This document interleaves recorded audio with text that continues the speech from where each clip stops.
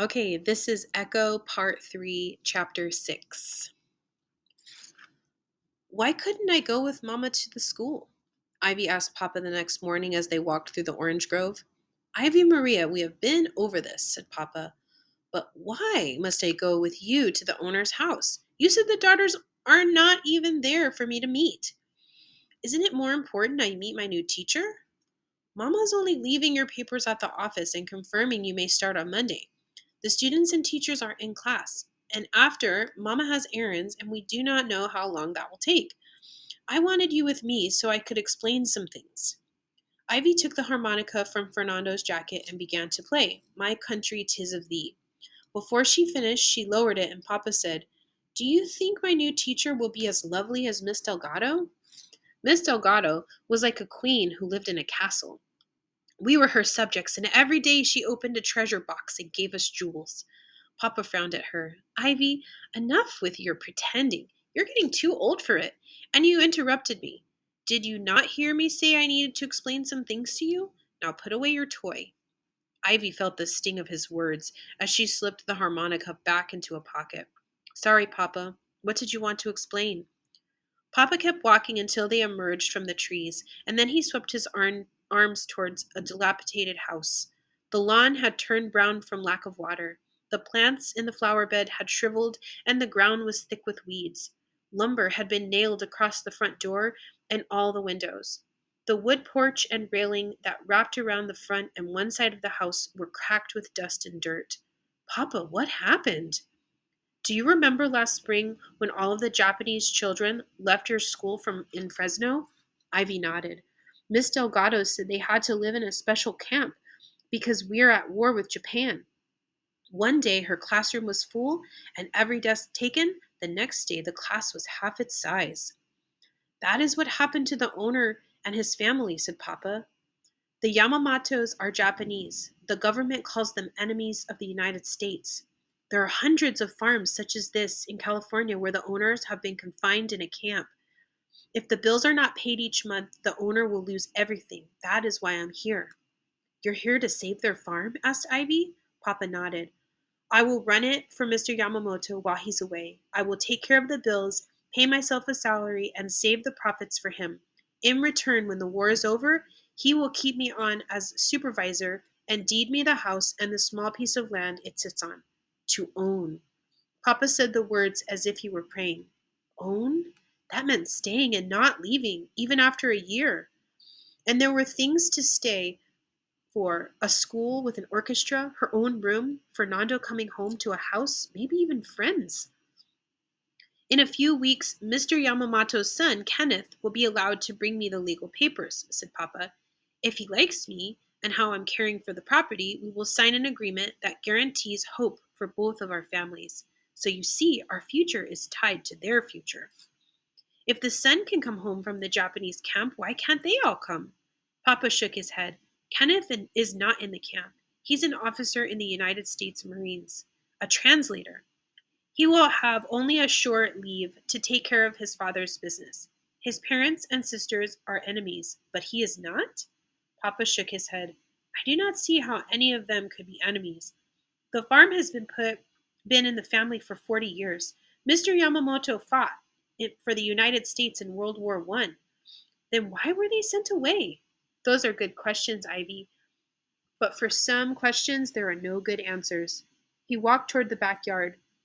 Ivy followed, her mind filling with more questions.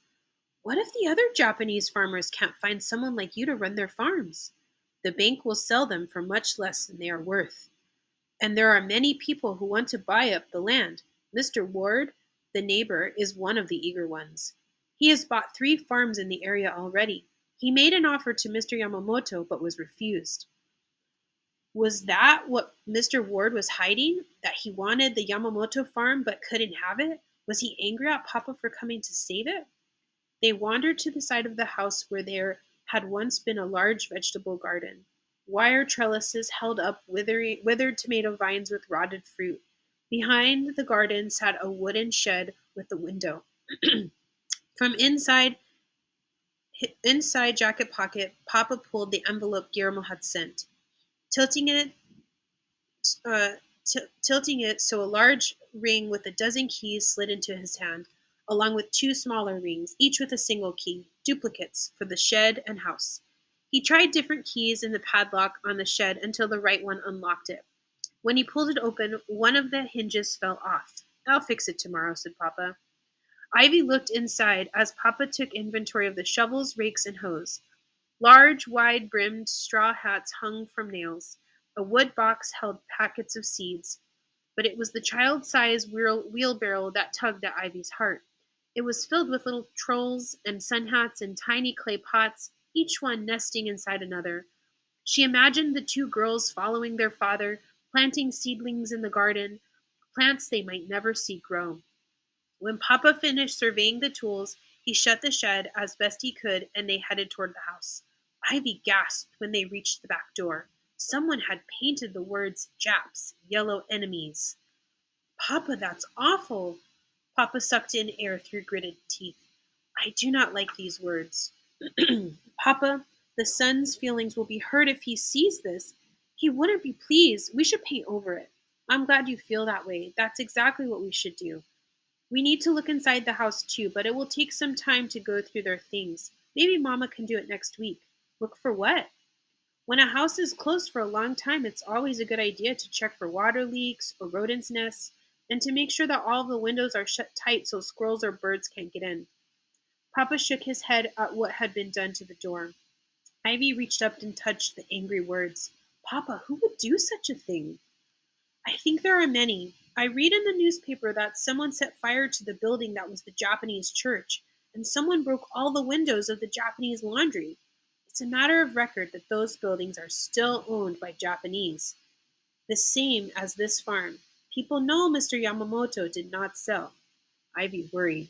Is it safe for you, Papa? Will people be upset with you for working here? I don't think so. Farmers are in short supply. Do you know what the government calls us now? Papa stood a little taller. Food soldiers. Not only must we grow food for the country, but for the soldiers too. That is why the government wants families to plant war gardens, to lessen the burden on the farmers. During the war, every American is a soldier of one kind or another. The government even has the Japanese Americans in the camps farming the surrounding fields. But Papa, couldn't the Yamamotos have been food soldiers in their own fields? He sighed but didn't answer. Instead, he pulled a photograph from the envelope and studied it. Ivy leaned closer to get a better look. It was a picture of Mr. and Mrs. Yamamoto and their family. They were standing in front of a church. He wore dark rimmed glasses. She wore a dress with a white lace collar. Kenneth already stood a little taller than his father. The two girls, their hair in short page boy cuts with straight bangs, wore Sunday dresses and Mary Jane shoes. The younger one tilted her head toward her sister, smiling and holding a well loved doll. Ivy was not sure what enemies looked like, but she could not imagine that they looked like this family. She pointed to the doll. Do you think they let her take it with her? Papa nodded. Probably. They could take what they could hold in their arms, but nothing more. Now it's our job to protect what they left behind until they return. Suddenly, Ivy felt guilty for complaining about packing up to leave Fresno so suddenly. At least she got to come here, to a house they might one day own, when the Yamamoto girls were in a camp with only what they could carry. Ivy followed Papa back the way they had come and stopped in front of one section of the house that was covered, ground to eaves, with a wooden lattice that had been nailed over sheets of wood. Green vines climbed upward in overgrown confusion, runners dangling from the sides. Ivy frowned. It needs pruning, Papa.